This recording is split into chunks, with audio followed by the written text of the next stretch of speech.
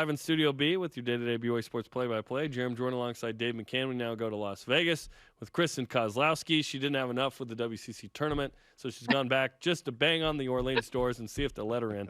Kristen, how you doing?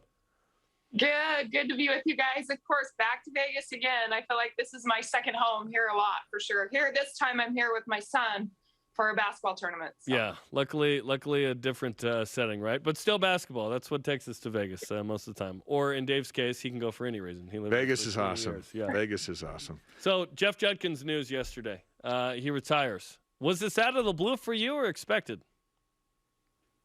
I had numerous conversations with him this season about the possibility, not necessarily this year, but coming soon. I think that it was in the back of his mind that it needed to come sooner and rather than later, but no indication that it was going to happen this year in every conversation when I talked to him.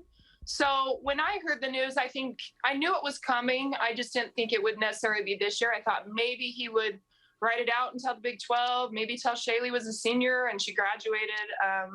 Little bittersweet for me for sure to hear that, because I'm happy for him. He goes out on top, one of the best coaches of all time, obviously at BYU, but at the same time, I mean, it's not going to be the same without Juddy on the bench over there. And I've had a great relationship as a player and then also broadcasting for him to be able to go talk to him. It was just easy for us to have that relationship continue.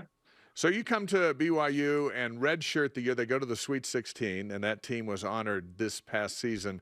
And you had a chance to go out there during one of our broadcasts and be with that group.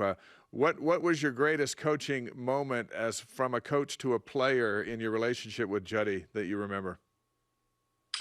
And it'll go back to kind of the relationships, not necessarily on the court where you remember the games, right? The wins, the losses. Not many know this, but I knew Jed before BYU. I had developed a relationship with him because he coached and recruited my brother to play under Rick Majerus and him at the U. So my older brother, Brad, played for Majerus and for Judkins. So our family knew Judd when he got the job and came to BYU. And I knew at that point I wanted to go play for him. So it started well beyond BYU. But when I came to BYU, he was very good about recognizing, hey, you're coming off an injury, you're transferring in from Boise State, but you are a part of this program. We want you a part of this program. We see a future with you and you being a big part of what we want to do to be successful. So Judd did a really good job, I think, with every player. It didn't matter if you were a player that didn't get a lot of minutes or if you were a starter, just making you feel important. And I think that goes back to who he is. You know, you have this legacy of wins and losses that we talk a lot about, and he'll be remembered for. But as players, we're going to remember more of the culture he created as a family. We all feel like family. We all feel like this is a home for us. And it doesn't matter if we played 1 year here, if we played 3 years here, if we transferred in or came in as a freshman. He created a culture of just a loving family, and he was kind of the head of that family. And I think as a player, you can go to him at any time. He wanted you successful on the court as well as off the court. How has he evolved as a coach from when you got him in like year, 2, when you started playing and you were redshirting year 1, to year 21 as a now you watch him as a broadcaster? Well, he's lost some hair, that's for sure. And he'll be the first to tell you that the stress has caused maybe a little bit more baldness than he would have liked. But I think he's softened for sure. I think he came in from the men's side of things, and coaching the women was very different. You have to be a little bit more emotionally in tune with some of those girls. You can't get in their face. You can't yell at them sometimes. He really had to figure out a balance of being connected to them on the court, off the court. You know, they got stuff going on in their lives that might be affecting them emotionally on the court. And so he did a very good job of that. I feel like he adapted quickly from the men's game to the women's game to come in, form relationships, and be invested in those girls. And it went as far as, you know, like right now, I know I've been connected to him as a broadcaster, but every time I see him, it's not all basketball. It's not the game plan. It's talking about my kids. It's talking about my husband or my family or how I'm doing, how my parents are doing, how's my parents' health. Then it just shows you the level of investment he had. One thing that this is not is a coach leaving because he doesn't have any good players and the program's flatlined and he's getting out. He's got a tremendous roster that's returning next year, including Shaylee Gonzalez and Lauren Gustin. So who should the new coach be? What kind of person should they go find to continue the winning with the roster that's returning? It's a unique job, right, at BYU, and for the level that, the coach has to come in and a standard to live by and all of that. So obviously they're going to open it up nationally. They'll open it up, and I'm sure there's going to be a lot of people putting in their resume, coaches that really want this job. This is a great institution. This is a great conference, the WCC, one more year, and then we're going into the Big 12. So a great opportunity. But I also think you got some in-house ones, and we're already seeing Lee Camard's name thrown around. Ray Stewart's a great coach. Melanie Pearson-Day. You've got some great ones in-house. And I think at the top of that list that you're hearing a lot right now is Lee Camard, who played at BYU. Judkins brought him over after Dave Rose left. And I think Lee proved himself back in November when Judkins was out with COVID, and Lee had to step up and kind of take over and run the team, picked up a couple big wins that week in November. But I think there's a lot of great candidates. I think there's some former players that can even be considered. And so that question will remain, I think, for the media and for us. We're going to evaluate that and go, who's the next fit guy? But ultimately, I think, Tom Holmoe will do a great job, and Brian Santiago and the administration to find the right fit for this program.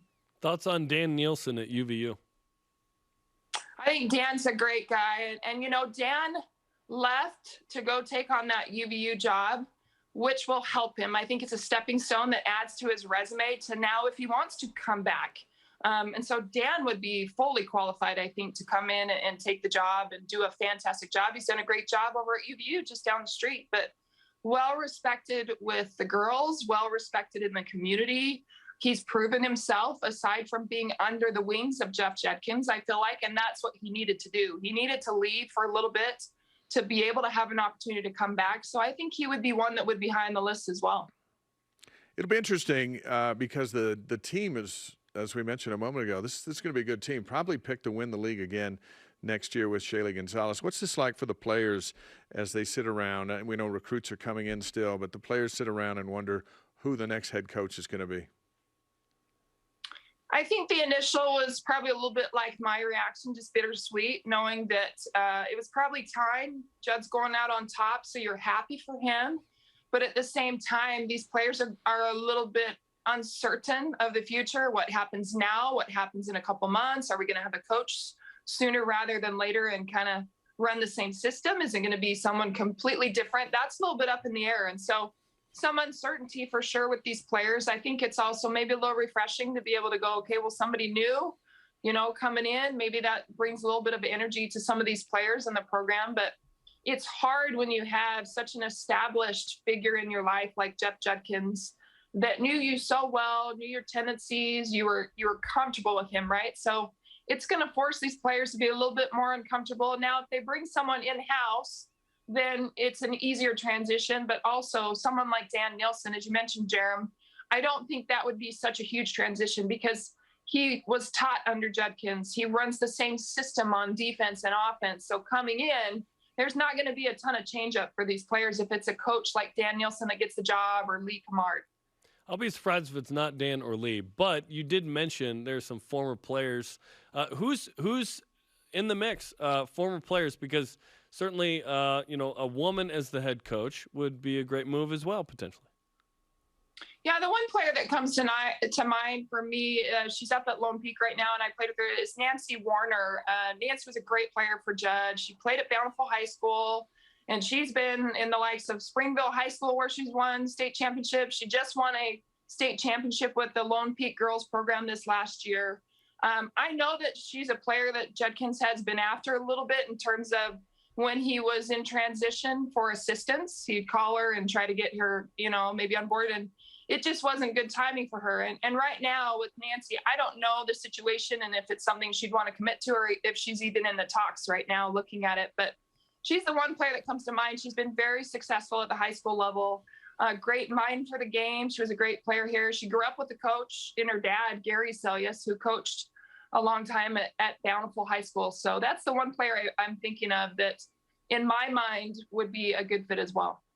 Yeah, all right. She's crushed it. Yeah. And that's Zach Celius' sister, for those who Older sister, yep, who played at BYU. Hey, it's the weekend down there. Go over to Mandalay Bay, get out there in the wave pool, have a great Friday afternoon. The wave pool's legit. Yeah. Yeah. We have a good lazy river right where I'm at. The kids are enjoying that. It's nice weather. It's good to be in Vegas. Fantastic. Thanks for being with us.